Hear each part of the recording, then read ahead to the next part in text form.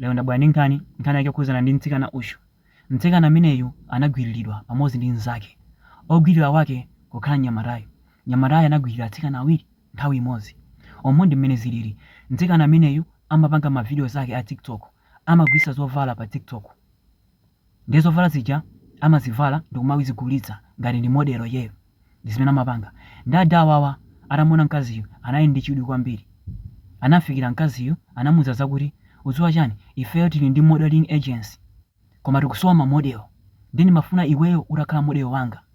Ndi mkazi uja analosangalala. Chifukwa chakuti maloro ake analoza khala model. Anavomereza okay chabwino ndingatokhala. Kena kunyamata uja anamuwuza mkaziyo obwere kwathu tizakambirani. Anamutumizira address. Mkazi uja anali ndi mantha. Anamuwuza mnzake ndimafuna ndipita kwakuti koma ndimafuna undiperekeze. Mnzake uja anavomereza okay chabwino. Ananyamuka anapita limodzi. Atafika ku nyumba kuja anawuza zakuti lowani kumpanda. Analowa kumpanda. Kenako anawuzidwa zakuti lowani nyumba. Analowa nyumba. Atalowa nyumba pa sitting room panalibepo katundu. Atsikana aja anafunsa tsono bwanji nyumba muno mukuoneka kuti mumakhala anthu koma pa sitting room pano palibepo katundu. Nyamata uja anayankha zakuti pa sitting room pano timapangirapo za shooting. Tiyeni ku room. Anapita ku room. Atafika ku room kuja anawuza atsikana aja mudziwa chani mwachokera kutali. Tapitani mukasambe. Atsikana aja anamuwuza zakuti tili bwino.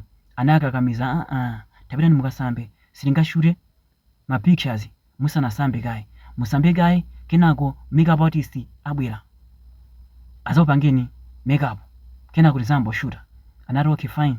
Anakasamba anabwerako. Atabwerako anachosa mulumu muja anapisa kulumu ina. Atapisa kulumu ina kuja iye uja anatulukamo anapita ku kitchen. Anakatenga mpeni. Atatenga mpeni anapita kulumu kuja. Anawuza atsikana aja vulani zovala. Atsikana aja anambodabwa chochitika ndi chani? Ndivule zovala faya chani? Iye uja anawuza zokuti ndifuna ndikugoneni apo ayi ndikuphani. Atsikana aja ankaona ngati akungocheza. Anawuza zakuti mukakuwa ndikuphani. Ndikubayani. Atsikana aja ndi mantha anavula anawamanga atsikana aja. Ndikuyamba kuagona. Ndi amati agone uyu kugona soyu. Kugona uyu kugona soyu opanda kondomu. Atamaliza kuagona anatenga atsikana aja anawuza zakuti mukazauza anthu zimenezi ndizakuphani inuyo komanso banja lanu lonse ndizakuphani. Atsikana aja anapita kwawo. Atapita kwawo sanapitire anawuza makolo awo. Makolo awo anapita ku polisi. Apolisi anayamba kumusakasaka nyamata uja sanampeze. Akhala kumufuna ye kwa miyezi ingapo. Atampeza anamugwira anampititsa ku police station.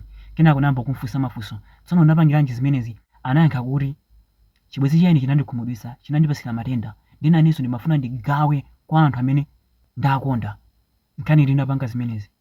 Ndiponso ndikulabada kupita ku ndende. Anansekera pano palo ku ndende.